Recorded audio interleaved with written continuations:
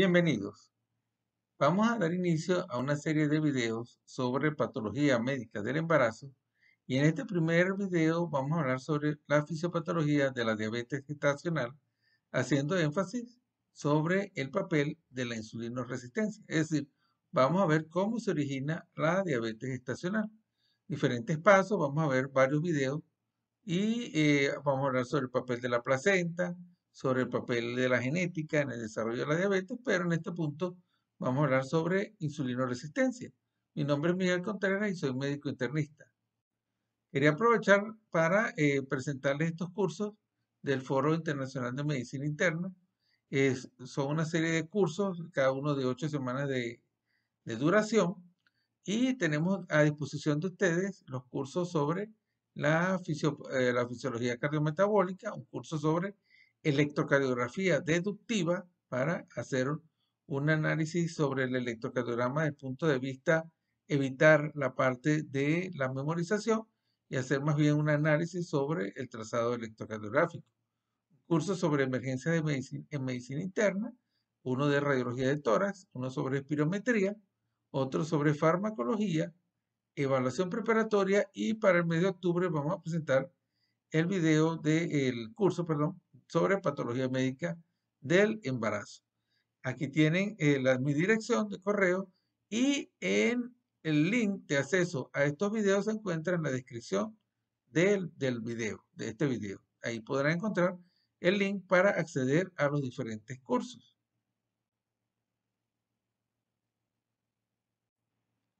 Vamos a hablar entonces, dando inicio a estos videos sobre patología médica del embarazo, vamos a hablar sobre la señal de la insulina.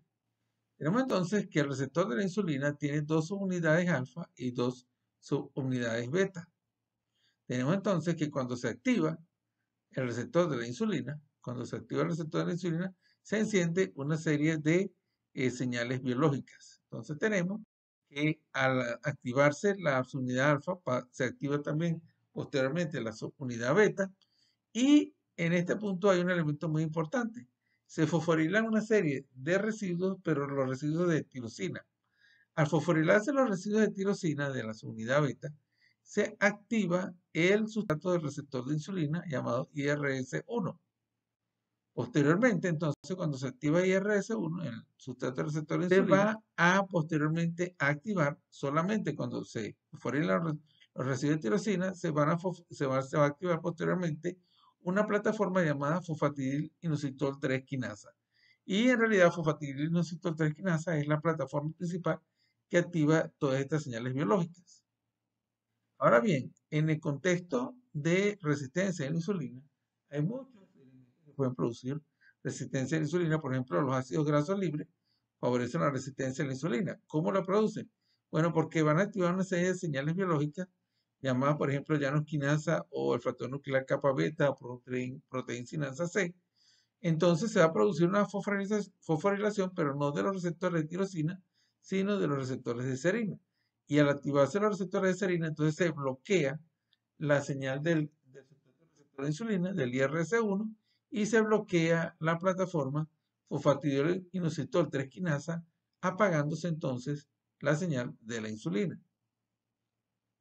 Entonces tenemos aquí que la insulina, cuando se activa su receptor, entonces se activa el sustrato del receptor de insulina, el IRS1, y entonces vimos que se activaba una plataforma llamada fosfatidil-inositol 3 quinasa.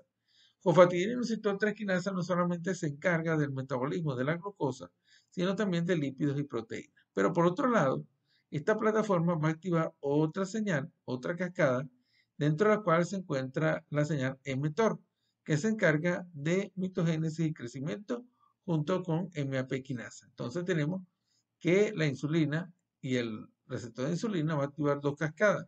Una en fosfatidil-inositol 3 quinasa, como vimos, encargada del metabolismo de glúcidos, lípidos y proteínas, y otra de crecimiento y de proliferación como MAP quinasa y mTOR.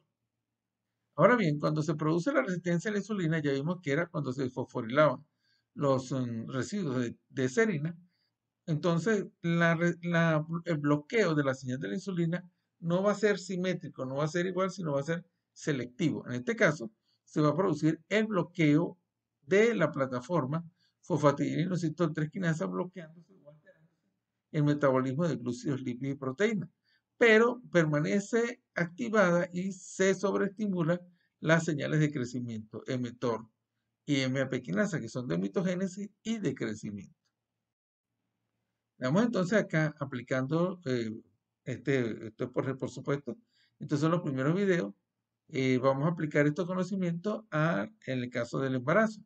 Entonces, en una persona, una mujer no embarazada, tenemos entonces que se fosforilan principalmente los residuos de tirosina y entonces se establece una señal normal de la insulina, la señal normal que permite la entrada de la glucosa. En la mujer, en la embarazada, sin trastornos de diabetes, se presenta resistencia a la insulina. Una resistencia a la insulina que, vamos a decirlo así, es fisiológica, forma parte del embarazo. Y eso va a alterar entonces la entrada de la glucosa. Es decir, entonces, que en el embarazo, per se, hay resistencia a la insulina. Pero en la mujer embarazada que desarrolla diabetes gestacional, el bloqueo es máximo, la resistencia a la insulina es máximo, se bloquea al máximo la señal de la insulina, impidiendo la entrada de la glucosa a los tejidos. Entonces, punto principal, que en el embarazo fisiológicamente hay una resistencia a la insulina, pero esa resistencia a la insulina debe progresar aún más para que se desarrolle la diabetes gestacional. Otro punto importante sobre la señal de la insulina no es solamente para la madre, sino para el feto. En la mujer, la embarazada no diabética, entonces ahí se produce una adipoquina, una sustancia producida por los adipocitos llamada adiponectina. Esa adiponectina va a bloquear la señal o va, a través de la señal de insulina, va a bloquear la activación de mTOR, de la señal de crecimiento y mitogénesis. Y por lo tanto, al bloquearla, al regularla, entonces hay un crecimiento normal del feto. Pero en las madres obesas, las embarazadas obesas, o con desarrollo de diabetes gestacional, ¿qué sucede?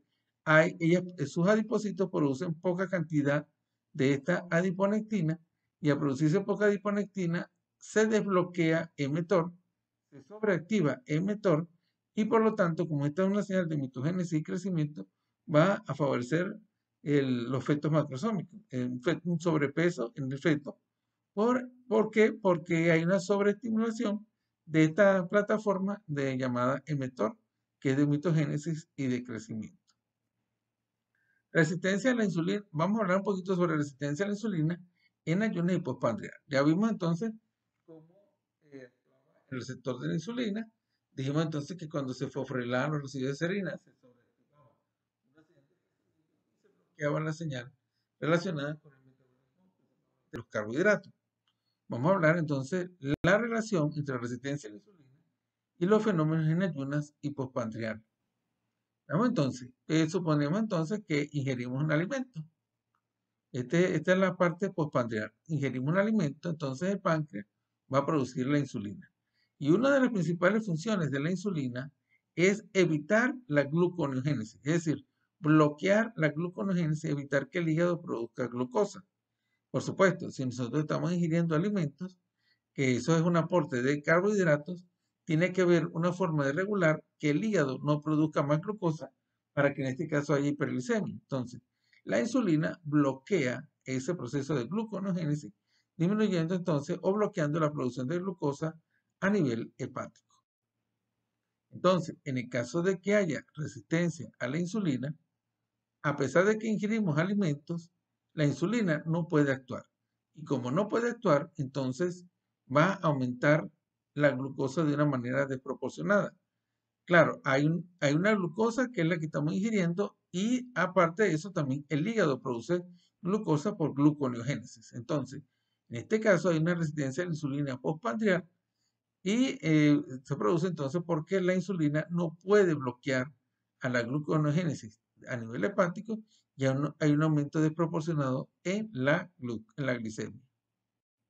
Por otro lado, cuando estamos en ayunas, necesitamos que el hígado produzca glucosa para mantener el flujo de glucosa constante a nivel cerebral. Entonces, no ingerimos alimentos, entonces el páncreas produce poca insulina y al producirse poca insulina, entonces el hígado queda libre, la gluconeogénesis queda libre, y aumentan los niveles de glucosa, pero esa glucosa es la fisiológica que va a nutrir a los órganos que lo necesitan, por ejemplo, como el cerebro.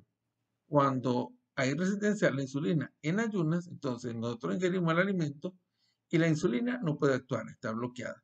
Por lo tanto, al estar bloqueada, el hígado queda libre y hay un aumento desproporcionado de la glucosa por un aumento desproporcionado en la gluconeogénesis.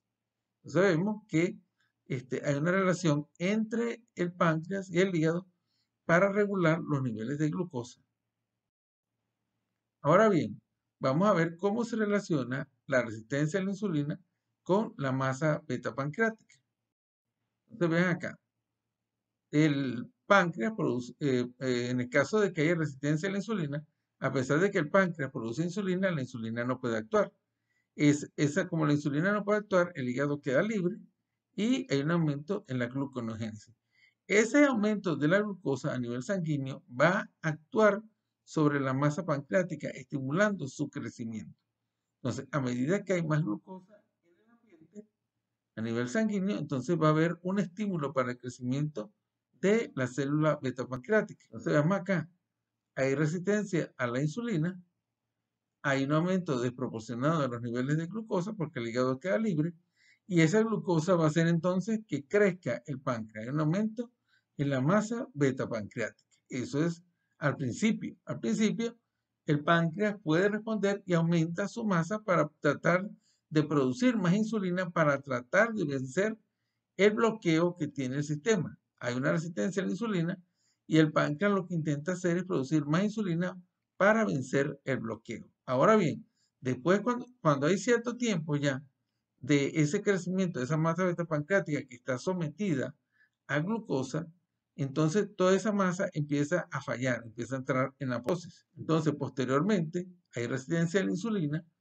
sigue habiendo muchos niveles de glucosa porque el hígado queda libre y entonces ahora ese páncreas que va a crecer, entonces entra en apoptosis y al entrar en apoptosis, entonces hay una disminución de la masa beta pancreática. Entonces vemos entonces que hay una interrelación entre el páncreas y el hígado con respecto a los niveles de glucosa. Entonces, el páncreas al principio trata de vencer la resistencia a la insulina, aumenta la masa beta pancreática, pero llega un momento en que el páncreas va a entrar, va a flejar y va a entrar en apoptosis y disminuye la masa beta pancreática. Veámoslo de esta manera. Aquí tenemos este esquema de las tres situaciones. En la situación inicial hay un equilibrio entre la masa beta pancreática y la resistencia a la insulina. Entonces, posteriormente aumenta la resistencia a la insulina y puede aumentar la masa beta pancreática. Antes de que se desarrolle la diabetes, hay un equilibrio, pero por supuesto, aumentó la masa beta pancreática tratando de vencer la resistencia a la insulina. Pero posteriormente el páncreas va a flejar, va a permanecer aumentar la resistencia a la insulina, pero disminuye la masa beta pancreática, no soporta el exceso de glucosa. Entonces, en este momento es que se desarrolla la diabetes. Ahora veamos esto aplicado al embarazo. Entonces tenemos que inicialmente tenemos una resistencia a la insulina y una masa beta pancreática. En la embarazada normal, que no es diabética, dijimos entonces que hay un aumento de la resistencia a la insulina, disminuye la sensibilidad o disminuye la acción del receptor. Al estar bloqueado el receptor, entonces normalmente en la embarazada va a haber un aumento de la masa beta pancreática. Puede haber un aumento discreto de los niveles de glucosa sin llegar a ser diabetes y posteriormente al final del embarazo la resistencia disminuye, se acaba la resistencia a la insulina y la masa pancreática vuelve a su nivel normal. Pero cuando hay diabetes gestacional, ¿qué sucede? Hay una resistencia a la insulina muy aumentada, disminuye mucho la acción del receptor de insulina y sin embargo la masa beta pancreática de esta diabética no aumenta de tamaño, puede hasta disminuir inicialmente su masa beta pancreática, o sea, hay una respuesta totalmente anormal. Como hay resistencia a la insulina y el páncreas no puede aumentar su producción, el paciente cae, la mujer embarazada cae en hiperglicemia. Posteriormente, al final del embarazo, la resistencia disminuye, Sin embargo, la masa beta pancreática permanece disminuida y la paciente permanece con hiperglicemia. Entonces vemos que esto es un juego, un equilibrio entre resistencia a insulina y masa beta pancreática. Para que se desarrolle diabetes, debe suceder algo con la masa beta pancreática que no aumenta para tratar de vencer la resistencia a la insulina. Entonces vemos acá, una persona nace con resistencia, con genes con una genética de obesidad, resistencia a la insulina. Eso entonces va a producir la resistencia a la insulina. Y si hay una célula beta pancreática normal, potente, entonces esa masa beta pancreática va a aumentar el número de células beta y van a tratar de producir más insulina. Si lo logran, entonces equilibran la resistencia y tenemos entonces un paciente o una paciente con hiperinsulinemia compensatoria y tolerancia a la glucosa normal. Es decir, que pues, para que se desarrolle el proceso debe haber resistencia a la insulina y que no aumente la masa beta pancreática. Es decir, que hay lo que se llama disfunción beta pancreática. Por otro lado, si la persona nace con genes de resistencia a la insulina y tiene una célula beta pancreática disfuncional que no puede aumentar su función, entonces ese paciente va a entrar en apoptosis, en disfunción de la célula beta, la masa beta pancreática disminuye y en este caso entonces se va a desarrollar la diabetes. En este caso, diabetes gestacional. Entonces veamos el resumen.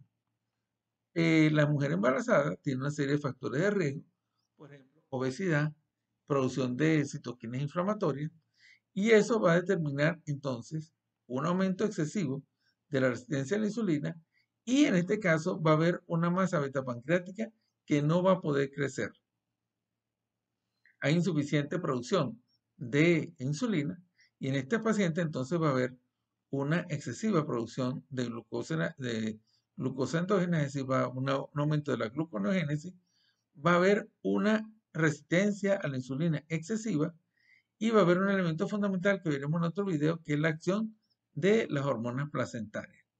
Todo ello entonces va a conducir a aumento en la producción de glucosa y disminución de la captación de la glucosa por los tejidos.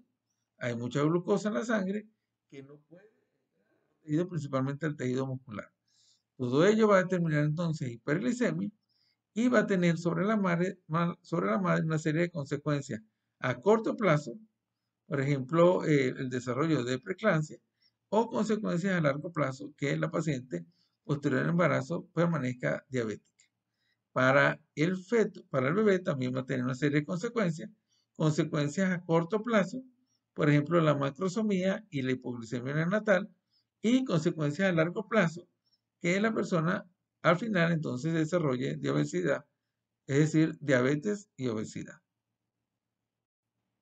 Muchas gracias por su atención. eh, eh, para que nos acompañe entonces a los siguientes videos sobre médica del embarazo. Y también recordarles entonces que tenemos la serie de cursos, el curso de electrocardiografía, de radiología, de espirometría, de farmacología. Tenemos el curso también de evaluación preoperatoria y ahora el nuevo curso de patología médica del embarazo. Tienen mi correo y recordarles entonces que en el link de acceso al video está en la descripción del video está el link de acceso a los diferentes cursos. Muchas gracias por su atención.